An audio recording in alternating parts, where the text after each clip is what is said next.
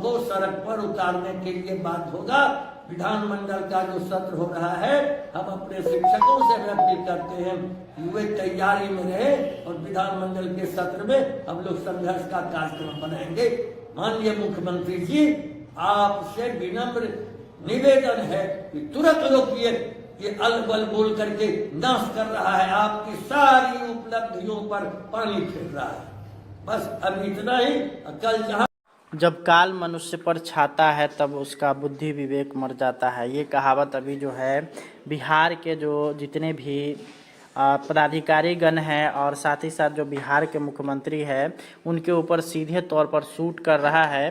क्योंकि जिस तरह से अगर बात करिएगा बिहार में शिक्षकों का जो ट्रांसफ़र पोस्टिंग नियमावली आया है, उसमें जिस तरह से लगातार यहाँ पे बदलाव किए जा रहे हैं और जिस तरह से पुरुष शिक्षकों के अगर बात करिएगा तो पुरुष शिक्षकों का जिस तरह से अवहेलना हो रहा है, जिससे अब जो है शिक्षक संगठन पूरी तरीके से अगर बात करिएगा तो सरकार के खिलाफ हो चुका है और सरकार को अंतिम चेतावनी शिक्षक संघ के द्वारा दिया जा चुका है। जिसमें आप लोग देख सकते हैं बिहार माध्यमिक शिक्षक संघ के जो प्रदेश अध्यक्ष हैं शत्रुघ्न प्रसाद सिंह, उनके द्वारा यहाँ पर सीधे तौर पर माननीय मुख्यमंत्री जी को यहाँ पे संदेश दिया गया है कि इस ट्रांसफ़र पोस्टिंग नियमावली को रोका जाए, अन्यथा की स्थिति में उनके लिए आने वाले समय में अच्छा नहीं होगा।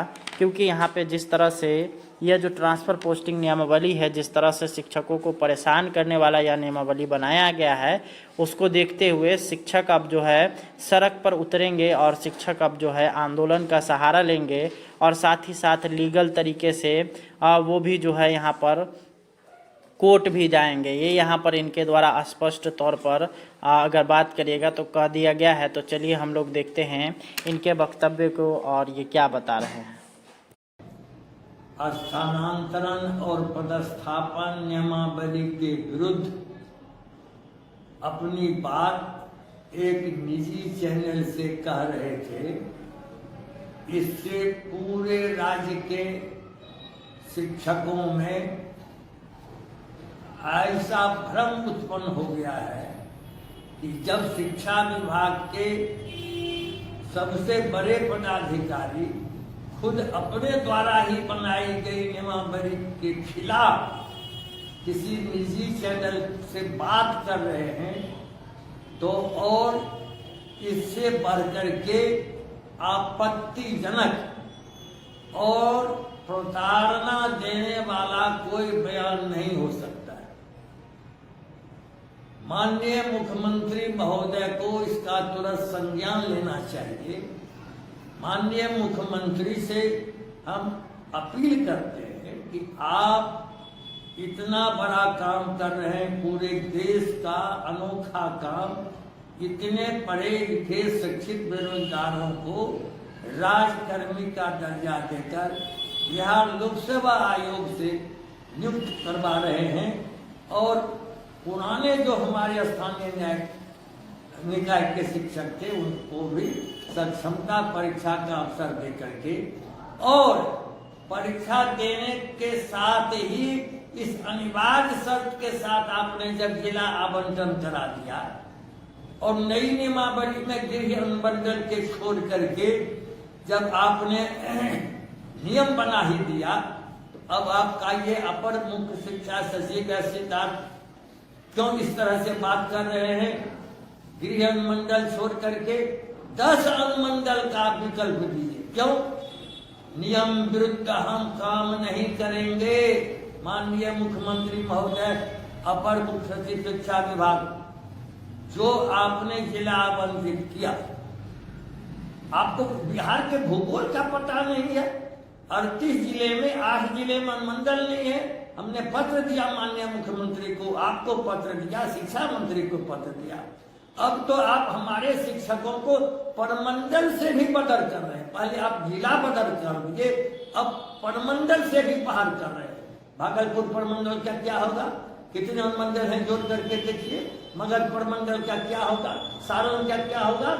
ये मगध, सारण और भागलपुर के शिक्षक आतंकवादी हैं क्या? इनको कभी अब राज्य से बाहर भी कर दीजिएगा। अब तो परमंडल से बाहर कर रहे हैं। इसलिए आप नियमावली को नहीं तोड़िए। और बिहार माध्यमिक शिक्षक संघ बार बार कह रहा है, इतना बड़ा काम कर रहे हैं, पूरे देश का अनोखा काम, इतने पढ़े लिखे शिक्षित बेरोजगारों को राजकर्मी का दर्जा देकर बिहार लोक सेवा आयोग से नियुक्त करवा रहे हैं। और पुराने जो हमारे स्थानीय न्याय निकाय के शिक्षक थे उनको भी सक्षमता परीक्षा का अवसर दे करके और परीक्षा देने के साथ ही इस अनिवार्य शर्त के साथ आपने जब जिला आवंटन करा दिया और नई नियमावली में गृह अनुमंडल के छोड़ करके जब आपने नियम बना ही दिया, तो अब आपका ये अपर मुख्य शिक्षा सचिव या सिद्धार्थ क्यों इस तरह से बात कर रहे हैं? गृह अनुमंडल छोड़ करके 10 अनुमंडल का विकल्प दीजिए। क्यों? नियम विरुद्ध हम काम नहीं करेंगे। माननीय मुख्यमंत्री महोदय, अपर मुख्य सचिव शिक्षा विभाग, जो आपने जिला आवंटित किया, आपको बिहार के भूगोल का पता नहीं है। 38 जिले में 8 जिले में अनुमंडल नहीं है। हमने पत्र दिया माननीय मुख्यमंत्री को, आपको पत्र दिया, शिक्षा मंत्री को पत्र दिया। अब तो आप हमारे शिक्षकों को परमंडल से भी बदर कर रहे हैं। पहले आप जिला बदर कर दिए, अब परमंडल से भी बाहर कर रहे हैं। भागलपुर परमंडल का क्या होगा? कितने अनुमंडल हैं जोड़ करके देखिए। मगध परमंडल का क्या होगा? सारण का क्या होगा? ये मगध, सारण और भागलपुर के शिक्षक आतंकवादी हैं क्या? इनको कभी हम राज्य से बाहर भी कर दीजिएगा, अब तो परमंडल से बाहर कर रहे हैं। इसलिए आप नियमावली को नहीं तोड़िए। और बिहार माध्यमिक शिक्षक संघ बार बार कह रहा है, रोज रोज समस्याएं उठेगी।